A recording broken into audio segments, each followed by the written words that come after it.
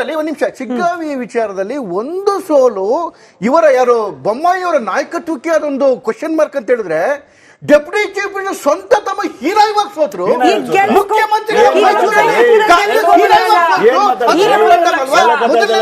ಮೊದಲನೇದು. ಎರಡನೇದು ಶಿಗ್ಗಾವಿಯ ಡೆಮೋಗ್ರಫಿ ಶಿಗ್ಗಾವಿಯ ಡೆಮೋಗ್ರಫಿಯನ್ನು ನೋಡಿದ್ರೆ ಶಿಗ್ಗಾವಿಯ ಡೆಮೋಗ್ರಫಿ ಯಾವತ್ತೂ ಬಿಜೆಪಿ ಫೇವರಬಲ್ ಆಗಿಲ್ಲ. ಮುಂಚೆನೂ ಕೂಡ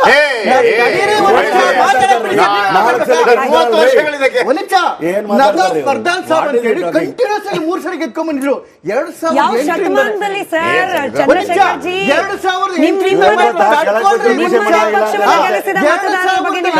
2008ರಿಂದ ಈಚೆಗೆ ಯಾವಾಗ ಬೊಮ್ಮಾಯಿಯವರ ಗೆಲುವು ಶುರುವಾಯ್ತು ಆಗ್ಲಿಂದ ನಮ್ಗೆ ಗೆಲುವು ಸಿಗ್ತಾ ಹೋಗಿದ್ದು. 4 ಚುನಾವಣೆಯಲ್ಲಿ ಗೆದ್ವಿ. ನಾನು ಡೆಮೋಗ್ರಫಿ ವಿಚಾರ ಮಾತಾಡ್ತಿರ್ತಕ್ಕಂಥದ್ದು.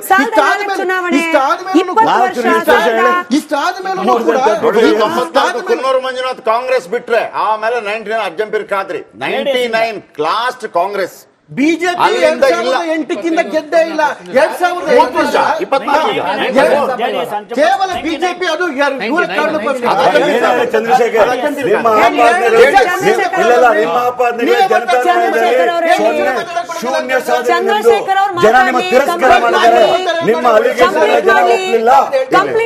ಕಂಪ್ಲೀಟ್ ಮಾಡ್ಲಿ ಜನ ಶಿಗ್ಗಾವಿ ಮತದಾರರು ದಯವಿಟ್ಟು ಗಮನ ಇಟ್ಟು ಕೇಳಿಸ್ಕೊಳ್ಳಿ ಚಂದ್ರಶೇಖರ್ ಅವರ ವಿವರಣೆ. ಹಾಗಾಗಿ ನೋಡಿ, ಈ ಚುನಾವಣೆಯಲ್ಲೂ ಕೂಡ ಬಿಜೆಪಿ ಆಗ್ಲಿ ಬೊಮ್ಮಾಯಿ ಅವರಾಗ್ಲಿ ಅಥವಾ ಬಿಜೆಪಿ ಕಾರ್ಯಕರ್ತರು ತಮ್ಮೆಲ್ಲ ಶ್ರಮವನ್ನ ವಹಿಸಿ ಕೆಲಸ ಮಾಡಿದ್ರು. ನಮ್ಗೆ ತೀರ ಅನ್ಯಾಯ ಆಗ್ಲಿಲ್ಲ ಅಥವಾ ಹೀನಾಯವಾಗಿ ಸೋಲಾಗ್ಲಿಲ್ಲ. ಒಂದು 8-9 ಸಾವಿರ ಓಟಲ್ಲಿ ಈ ಕಡೆಗೆ 4,000 ಓಟ್ ಬಂದಿದ್ದು ಚಿತ್ರಣವೇ ಬದಲಾವಣೆ ಆಗ್ತಿತ್ತು. ಚುನಾವಣೆ ಅಂತಕ್ಕಂಥದ್ದು ಪ್ರತಿ ಚುನಾವಣೆಯಲ್ಲೂ ವ್ಯತ್ಯಾಸಗಳು ಆಗ್ತಿರ್ತವೆ.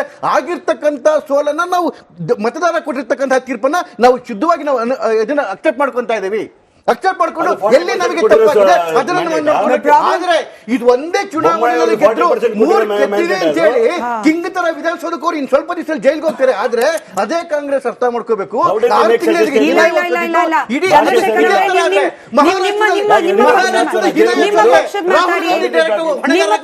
ಚಂದ್ರಶೇಖರ್ ಅವರೇ ನೋಡಿ, ನೀವು ಕರೆಕ್ಟ್ ಆಗಿ ಅವಲೋಕನ ಮಾಡಿ ನೋಡಿದ್ರೆ ಅಲ್ಲಿ ಶ್ರೀರಾಮುಲು ಅವರು ಫೀಲ್ಡ್ ಇಳಿದ್ರೋ ಎಲ್ಲೋ ಗೊತ್ತಾಗ್ಲಿಲ್ಲ. ಅಲ್ಲಿ ನಿಮ್ಮದೇ ಪಕ್ಷದ ಓಟ್ಗಳು ನಿಮಗೆ ಬೀಳಲಿಲ್ಲ. ಸಂಡೂರಲ್ಲಿ, ಶಿಗ್ಗಾವಿಯಲ್ಲಿ ಬಸವರಾಜ ಬೊಮ್ಮಾಯಿ ಬಿಟ್ರೆ ಬೇರೆ ಬಿಜೆಪಿ. ನನ್ ಕ್ವಶನ್ ಕೇಳಿಸ್ಕೊಳ್ಳಿ, ಆಮೇಲೆ ನೀವೇ ಉತ್ತರ ಕೊಡ್ಬೇಕು. ಬಸವರಾಜ ಬೊಮ್ಮಾಯಿ ಅವರು ಒಂದ್ ರೀತಿಯಲ್ಲಿ ಏಕಾಂಗಿ, ಅಲ್ಲೂ ಕೂಡ ಪಂಚಮಸಾಲಿಗಳಿಗೆ ಅನ್ಯಾಯ ಅನ್ನೋದು, ಹಾಗಾಗಿ ನಿಮಗ್ ಬೀಳ್ಬೇಕಾದ ಓಟು ನಿಮಗ್ ಬೀಳಿಲ್ಲ. ಇಲ್ಲಿ ನೋಡಿದ್ರೆ ಚನ್ನಪಟ್ಟಣದಲ್ಲಿ ಒಕ್ಕಲಿಗರ ಓಟು, ಒಕ್ಕಲಿಗರ ಅನಭಿಷಿಕ್ತ ದೊರೆ ದೇವೇಗೌಡರು, ಅವ್ರಿಗೆ ಬರ್ಬೇಕಾದ ಓಟು ಬರ್ಲಿಲ್ಲ. ಅಂದ್ರೆ ನಿಮ್ಮದೇ ಓಟ್ಗಳು ನಿಮಗ್ ಸಿಕ್ಲಿಲ್ಲ. ಚಂದ್ರಶೇಖರ್ ಅವರೇ, ನೀವು ಎಷ್ಟೇ ಬ್ಲೇಮ್ ಮಾಡಬಹುದು ಕಾಂಗ್ರೆಸ್ನ, ಎಷ್ಟೇ ಬ್ಲೇಮ್ ಮಾಡಬಹುದು ಮುಖ್ಯಮಂತ್ರಿಗಳನ್ನ, ಆತ್ಮಾವಲೋಕನ ಆಗ್ಬೇಕು ನಿಮ್ಮಲ್ಲೂ ಕೂಡ. ನಿಮ್ ಪ್ರಶ್ನೆ ತಾಳ್ಮೆಯಿಂದ ಕೇಳಿಸ್ಕೊಂಡಿದ್ರೆ ಅದೇ ತಾಳ್ಮೆ ತಮಗೂ ಇರ್ಲಿ. ಕೊಡಿ, ಉತ್ತರ ಕೊಡಿ. ಸಂಡೂರಲ್ಲಿ ನೀವೇನ್ ಹೇಳಿದ್ರೆ ಬಿಜೆಪಿ ಓಟ್ಗಳು ಬಿಜೆಪಿಗೆ ಬೀಳಿಲ್ಲ ಅಂತ ಹೇಳಿ. ಎಷ್ಟು ಬಿಜೆಪಿ ಬಿದ್ದಿರೋದು ಸರಿ ಸಂಡೂರಲ್ಲಿ?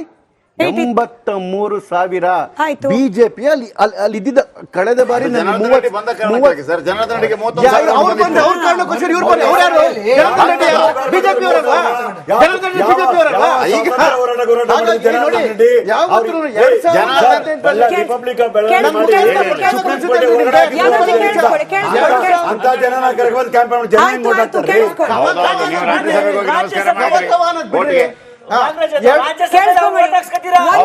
ನಿಮಿಷ ಮಹೇಶ್ ಅವರೇ, ಒಂದು ನಿಮಿಷ.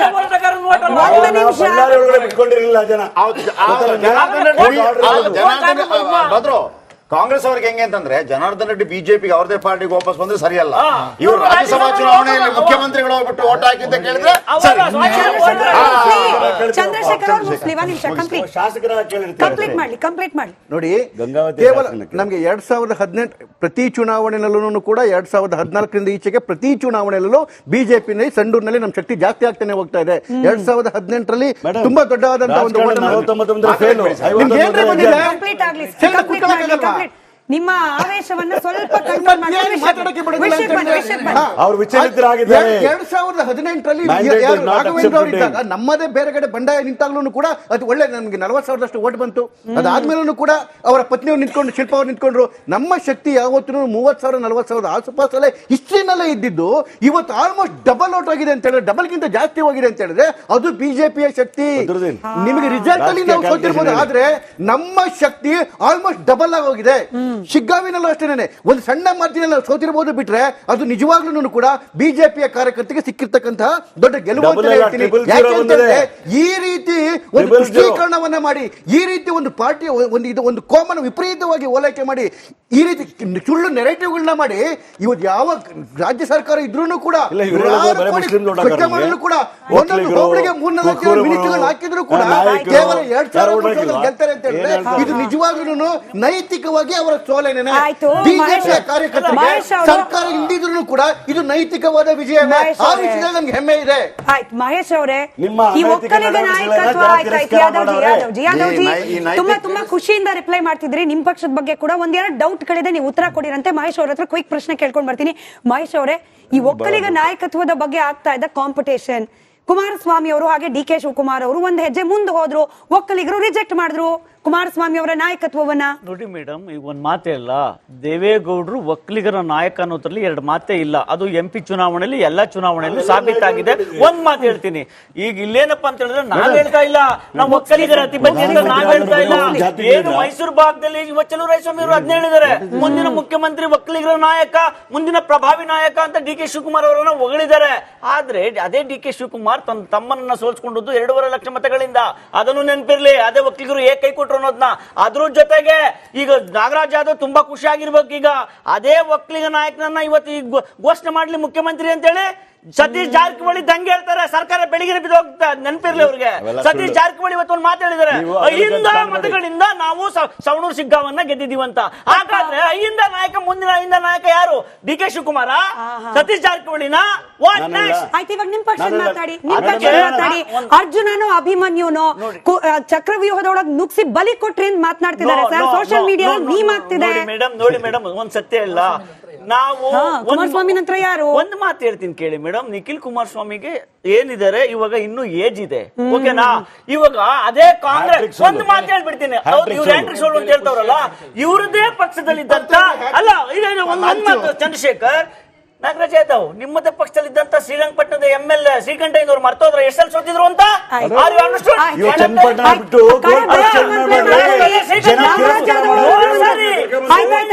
ಕಡೆ ಬ್ರೇಕಿಂಗ್, 5ನೇ ಬ್ರೇಕಿಂಗ್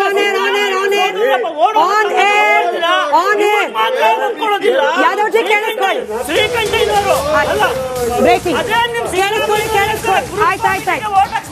ಆಯ್ತು. ಶಕ್ತಿ ಈಗ ಇದು ಕೇಳಿ ನಾಗರಾಜ್ ಯಾದವ್ ಅವರಿಗೂ ಕೂಡ ನೀವೇ ಎತ್ಕೊಟ್ point sir. Mahesh ji, thank you so much. ಶಕ್ತಿ ವೃದ್ಧಿಸ್ಕೊಂಡ ಸಿಎಂ ಸಿದ್ದರಾಮಯ್ಯನವರು ಮುಟ್ಟಿದ್ರೆ ಹುಷಾರ್ ಅನ್ನೋ ಮಾತಿಗೆ ಸಿಕ್ತಾ ಸಪೋರ್ಟು.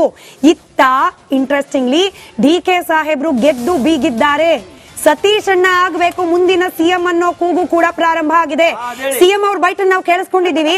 ಹಾವೇರಿ ರಾಮನಗರದ 2 ಬೈಟ್ ಇದೆ, ಪ್ಲೇ ಮಾಡಿ. ನಾಗರಾಜ್ ಯಾದವ್ ಅವರು ಉತ್ತರ ಕೊಡ್ತಾರೆ.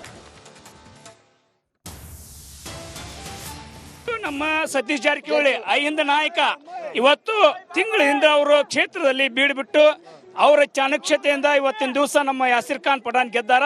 ಇದಕ್ಕೆ ಗೆಲುವು ನಮ್ಮ ಸಾಕಾರ ಮಾಸ್ಟರ್ ಮೈಂಡ್ ಸತೀಶ್ ಜಾರಕಿಹೊಳಿ ಅವರ ಗೆಲುವು ಅಂತೇಳಿ ಇವತ್ತಿನ ದಿವಸ ಘಂಟಾಘೋಷವಾಗಿ ಸತೀಶ್ ಜಾರಕಿಹೊಳಿ ನಿರಂತರವಾದಂತ ಕೆಲಸಗಳನ್ನ ಇಲ್ಲಿ ಮಾಡಿಕೊಂಡು ಅಂದ್ರೆ ತಂತ್ರ ಮಂತ್ರಗಳನ್ನ ರೂಪಿಸ್ತಾ ಇದ್ರು ಅಂತ. ಹೌದು, ಅದರಿಂದ ಯಾಸಿರ್ ಖಾನ್ ಪಠಾಣ್ ಗೆಲ್ಲೋದಕ್ಕೆ ಯಾಸಿರ್ ಖಾನ್ ಪಠಾಣ್ ಗೆಲ್ಲೋದಕ್ಕೆ ಸತೀಶ್ ಜಾರಕಿಹೊಳಿ ಮಾಸ್ಟರ್ ಮೈಂಡ್ ಮತ್ತು ಏನು ಬೊಮ್ಮಾಯಿ ಅವರು ಸತತ DK ಶಿವಕುಮಾರ್ ಅನ್ನು ಸಿಎಂ ಆಗೋಕೆ ನೀವು ಅವರಿಗೆ ಸಹಕಾರ ಕೊಟ್ಟು DK ಶಿವಕುಮಾರ್ ಅವರನ್ನ ಸಿಎಂ ಮಾಡಿ ನಮ್ಮ ರಾಜ್ಯದ ಒಂದು ಉನ್ನತ ಸ್ಥಾನಕ್ಕೆ ತಗೊಂಡು ಹೋಗೋಕೆ DK ಶಿವಕುಮಾರ್ಗೆ ಅಧಿಕಾರ ಕೊಡಬೇಕು ಅಂತ ಸಿದ್ದರಾಮಯ್ಯ ಸಾಹೇಬರಿಗೆ ಕೈ ಮುಗಿದಿ ನಮ್ಮ ಚನ್ನಪಟ್ಟಣ ಜನತೆಯ ಪರವಾಗಿ ಮತ್ತೆ CP ಯೋಗೇಶ್ವರ್. ನಾಗರಾಜ್ ಯಾದವ್ ಜಿ, ನಿಮ್ಮ ಆತ್ಮೀಯ ಗೆಳೆಯರು ಬಿಜೆಪಿಯ ವಕ್ತಾರರು ಅಶೋಕ್ ಅವರು ಈ ಇನ್ನೇನ್ ರಿಸಲ್ಟ್ ಬರ್ತಿದೆ ಅನ್ನುವಾಗ ನಮ್ಮ ಪ್ಯಾನಲ್ ಅಲ್ಲಿ ಹೇಳಿದ್ರು. ನೋಡಿ, ಇಲ್ಲಿ ಗೆಲುವು ಸಿಕ್ಕಿದೆ 3 ಕ್ಷೇತ್ರದಲ್ಲಿ, ಬಟ್ 3 ಕ್ಷೇತ್ರದಲ್ಲೂ ಪಣಕ್ಕಿದ್ದವ್ರು ಯಾರು ಗೊತ್ತಾ? ಸಿಎಂ ರೇಸ್ ನಲ್ಲಿ ಇರುವವರು. ಇದು ಅವರ ವೈಯಕ್ತಿಕ ಪ್ರತಿಷ್ಠೆಯಾಗಿ ಸಿಎಂ ರೇಸ್ ನಲ್ಲಿ ಒಂದ್ ಹೆಜ್ಜೆ ಆಗ್ಲಿ ಅಂತ ಗೆಲ್ಸ್ಕೊಟ್ಟಿದ್ದಾರೆ ಅಂತ. ಟೈಮ್ ಕೊಡ್ಬೇಕು, ಯಾಕಂದ್ರೆ ಸತೀಶ್ ಜಾರಕಿಹೊಳಿ ಜೊತೆಲಿ ಹೆಜ್ಜೆ ಕೆಲಸ ಮಾಡಿದವನು ಇದೇ ನಾಗರಾಜ್ ಯಾದವ್ ಜೊತೆಯಲ್ಲಿ 15 ದಿನ ಜೊತೆಯಲ್ಲಿ ಶಿಗ್ಗಾವಿ ನಾನು ಕೂಡ ಉಸ್ತುವಾರಿ ಇದ್ದವನು. ಎಲ್ಲೂ ಕೂಡ ನಾನು ಮುಖ್ಯಮಂತ್ರಿ ಆಗ್ಬೇಕಂತ ದೃಷ್ಟಿಕೋನದಿಂದ ಅಲ್ಲ, ಅವರ ಛಲ ಇದ್ದಿದ್ದು ಏನಂತಂದ್ರೆ ಈ 4 ಸಲ ನಾವು ಸೋತಿದ್ದೀವಿ, ಇಂಥ ಕ್ಷೇತ್ರಗಳಲ್ಲಿ ಕಾಂಗ್ರೆಸ್ನ ಗೆಲ್ಲಿಸಬೇಕು ಅಂತ ಒಂದು ಛಲ ಇತ್ತು, ಗೆಲ್ಲಿಸಿದ್ದಾರೆ. ಇನ್ನೊಂದು ಕಡೆ ಬರಬೇಕಂತಂದ್ರೆ ಚನ್ನಪಟ್ಟಣ ವಿಚಾರದಲ್ಲಿ ಬಂದಾಗ ನಾವು DK ಶಿವಕುಮಾರ್ ಅವರು ಮತ್ತು DK ಸುರೇಶ್ ಅವರು ಇದನ್ನ ಚಾಲೆಂಜ್ ಆಗಿ ತಗೊಂಡು ಗೆಲ್ಸೋಕೆ ಕೆಲಸವನ್ನು ಮಾಡಿದ್ದಾರೆ. ಎಲ್ಲರೂ 2 ಕಾನ್ಸ್ಟಿಟ್ಯೂನ್ಸಿಗಳು ತಗೊಳ್ತೀನಿ. ಮತ್ತು ಶಿಗ್ಗಾವಿಗಂತೂ ಇವ್ರಿಗೆ ಸಂಡೂರ್ಗಂತೂ ಸಿದ್ದರಾಮಯ್ಯ ಅವರೇ 3 ದಿನ ಅಲ್ಲಿ ಹೋಗಿ ಕೆಲಸ ಮಾಡಿದ್ದು ನಾವು ನೋಡಿದ್ದೇವೆ. ಸಂತೋಷ್ ಲಾಡ್ಗೆ ಜವಾಬ್ದಾರಿ ವಹಿಸಿ ಮಾಡಿದ್ದಾರೆ.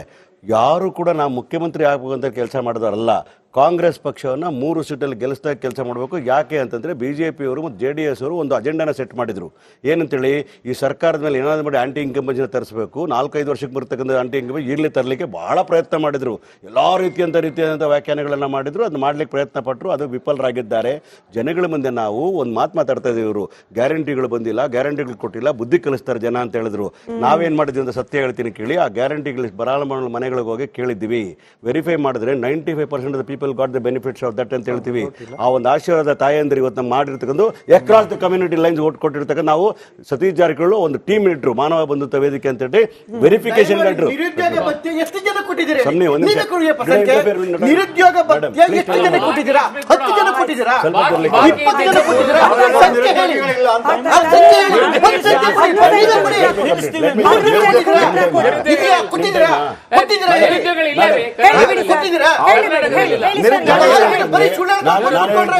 ನಾವು ಮ್ಯಾನಿಫೆಸ್ಟೋ ಕೊಟ್ಟ ಮಾತುಗಳನ್ನ ಹೇಗೆ ಯಾವ ರೀತಿ ವಚನವನ್ನು ಉಳಿಸ್ಕೊಂಡಿದೀವೋ ಆ ಮಾತನ್ನ ಜನಗಳ ಮುಂದೆ ಇಟ್ಟದ ವಿಚಾರಗಳು ಉಳಿಸ್ಕೊಂಡು ಒಂದೇ ಸರ್ತಿ ಕೊಟ್ಬಿಟ್ರು.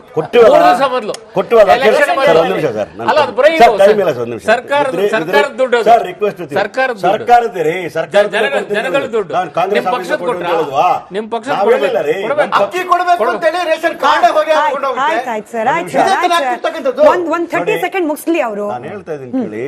ಹಾಗಾಗಿ ನಾವು ಕೊಟ್ಟ ಮಾತನ್ನು ನಡ್ಕೊಂಡಿರ್ತಕ್ಕಂಥ ಒಂದು ಕಡೆ ಸಿದ್ದರಾಮಯ್ಯ ಅವರ ಒಂದು ಮಾಸ್ ಲೀಡರ್ಶಿಪ್ ಒಂದು ಕಡೆ, DK ಶಿವಕುಮಾರ್ ಅವರ ಆರ್ಗನೈಸಿಂಗ್ ಕೇಪಬಿಲಿಟಿ ಒಂದು ಕಡೆ, ಸತೀಶ್ ಜಾರಕಿಹೊಳಿ ಅಂತ ಸೈಲೆಂಟ್ ಆಗಿ ಬೂತ್ ಮಟ್ಟದಲ್ಲಿ ಕೆಲಸ ಮಾಡ್ತಕ್ಕಂಥ ವಿಚಾರ ಎಲ್ಲವೂ ಕೂಡ ಕಲೆಕ್ಟಿವ್ ಆಗಿ ಕೆಲಸ ಮಾಡಿದ್ದೇವೆ. ಇವರು ಮುಖ್ಯಮಂತ್ರಿ ಅವ್ರ ಮುಖ್ಯಮಂತ್ರಿ ಉಳಿಬೇಕು ಅನ್ನೋ ಕಾರಣಕ್ಕೋಸ್ಕರ ಮಾಡಲಿಲ್ಲ.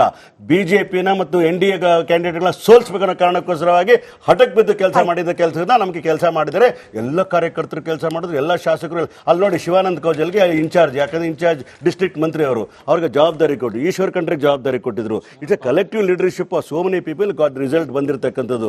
ಯಾರೋ ಅಭಿಮಾನಿಗಳು, ಈಗ ನನ್ನ ಅಭಿಮಾನಿಗಳು ನಾಳೆ ಬೆಳಗ್ಗೆ ನಾಗರಾಜ್ ಮಂತ್ರಿ ಸತೀಶ್ ಜಾರಕಿಹೊಳಿ ಅಭಿಮಾನ ಅವ್ರ ಮುಖ್ಯಮಂತ್ರಿ